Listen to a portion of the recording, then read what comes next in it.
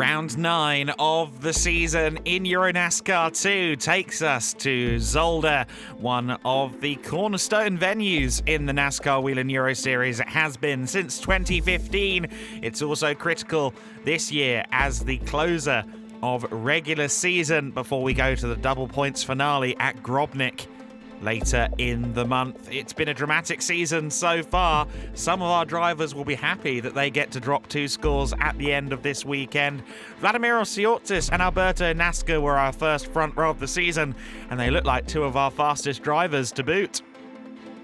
NASCAR claiming his first win on his first weekend in EuroNASCAR competition. That streak would continue on to Brands Hatch in the NASCAR Grand Prix of the UK at American Speedfest, and Liam Hazeemans would claim his first win in EuroNASCAR in race number 2. To Vallelunga and the home facility for Alberto NASCAR. No one was that surprised to see him on the sharp end in race number 1. However, he'd only take 5th in race 2. Hazeemans marking himself as potentially the leading candidate to challenge NASCAR in the championship with a race win. Most, however, was a bad weekend for Hazeemans and a good weekend for Alberto NASCAR. Celebrations all weekend long for NASCAR in the 88 car for Cal Racing. He has a comfortable championship lead heading into Zolder. So 2 races this weekend, rounds 9 and 10 of the season. As I alluded to earlier on, the 2 worst scores for each of the drivers will be dropped at the end of this weekend, heading into the double point season finale, meaning the championship table could well close up. This circuit is often prone to drama, 16 corners, 3 of which are tight chicanes and lots of interesting braking zones beyond those chicanes as well. Overtaking opportunities are plenty. It was a wet qualifying, or at least a drying qualifying, and the man who took the best advantage of it was at the wheel of the 56 car, Gil Linster, on pole position for race number 1 of the weekend.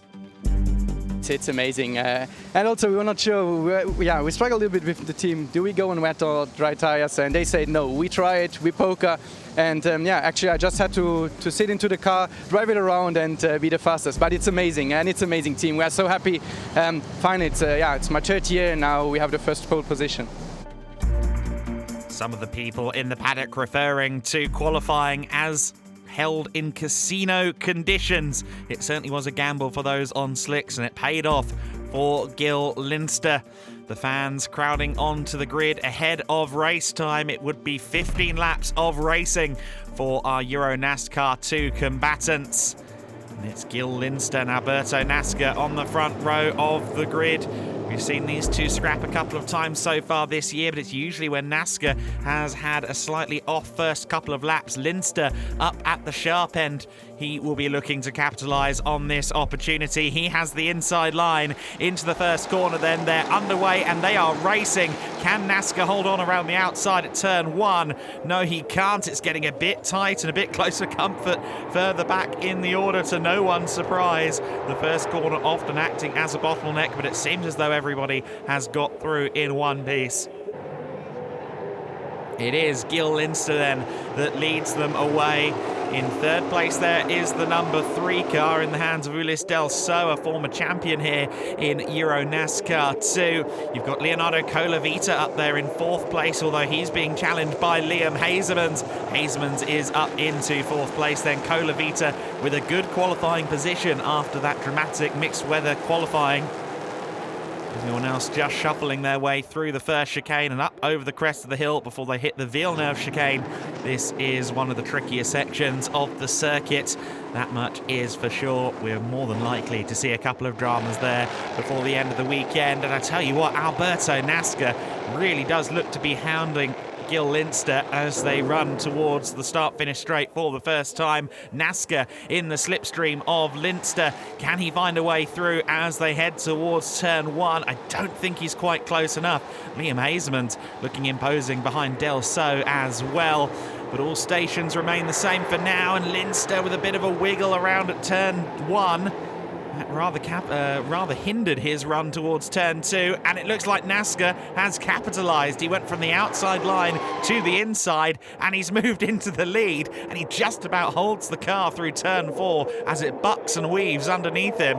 Good driving then from NASCAR, the Italian racer, to the fore, to the sharp end of the order. Now, can he break away from the pack, or is Gil Linster going to get the opportunity to retaliate? It's a 4-car train at the head of the order, tailed by Liam Hazemans. Hazemans, who would sorely love to get some good points on the board, potentially outscoring NASCAR this weekend. That would do him a world of good. He's challenging Ulysse Delceau at the moment.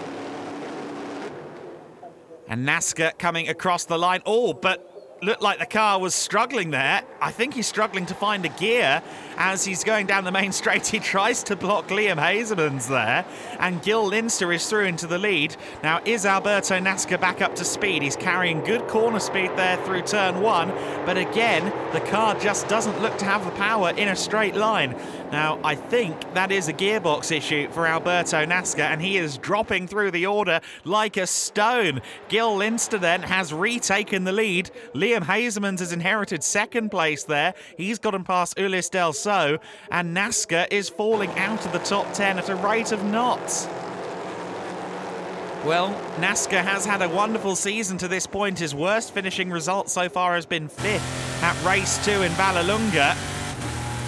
And now the bad luck has finally hit the 88 Cal Racing crew. We're on board with Liam Hazemans as he harasses the curbs through the Villeneuve chicane.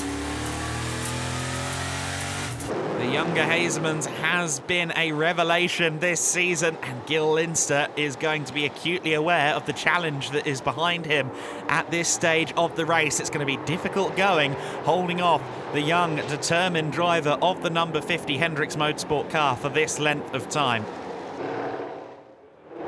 But Linster would sorely love a positive result, would sorely love a victory here in EuroNASCAR 2. I'm sure he'll do anything he can to hold on to it. Keep an eye on Ulysse Delceau as well. There in 3rd place. He's not a million miles away. Oh, but a slight error, I think, from Gil Linster. He's gone deep into the final chicane. And you don't need to ask Liam Hazemans twice. He's got the power down nicely, and he's got a nose ahead. He's going to be in the lead before they cross the line. It is Liam Hazemans to the front of the pack then.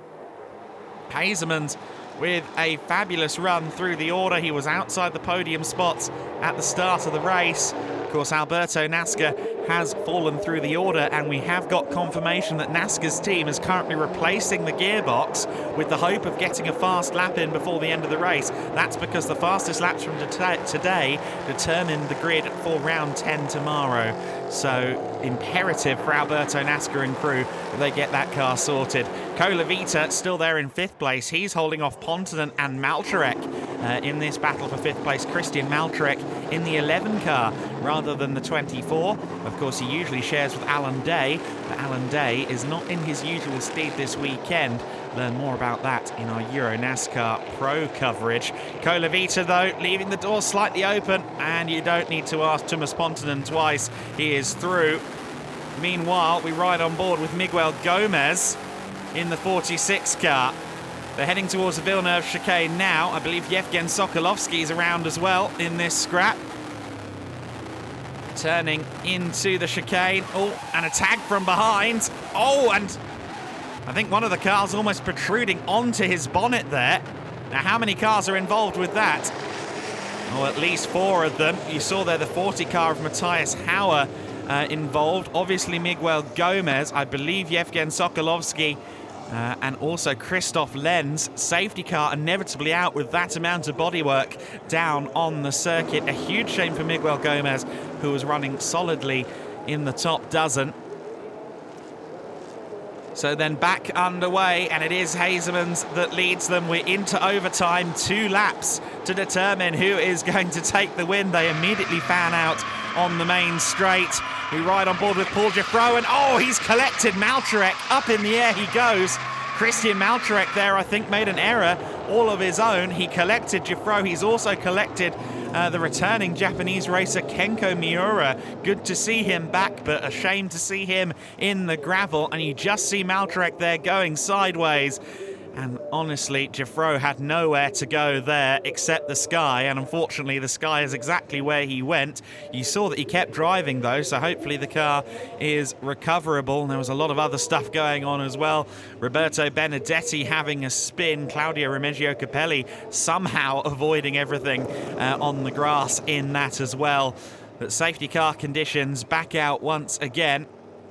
Lots of wounded cars, and I think the decision has been taken to finish this one under full course yellow conditions. And sure enough, the race goes to Liam Hazeemans in a slightly subdued final lap, but he won't argue. He gets the big trophy and he gets points critically over Alberto Nasca, who you can see there is only classified 24th. The worst race of the season for NASCAR.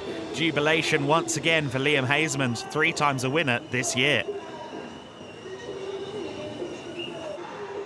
Hendricks Motorsport delighted with their young prospects' efforts. I mean, it was just so unfortunate, you know, to finish under full course yellow.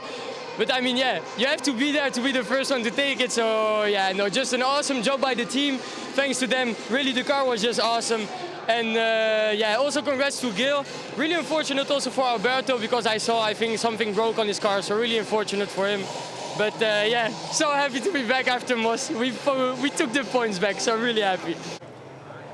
As alluded to there, he had a really poor Moss, did Liam Hazeemans, and he will be delighted to be back at the sharp end now. He also leads the rookie trophy classification in that race. Melvin de Groot with 4th overall taking the win in the Legends, and an overall top 10 for Luli Del Castello puts her to the front of the Lady Trophy class for good measure.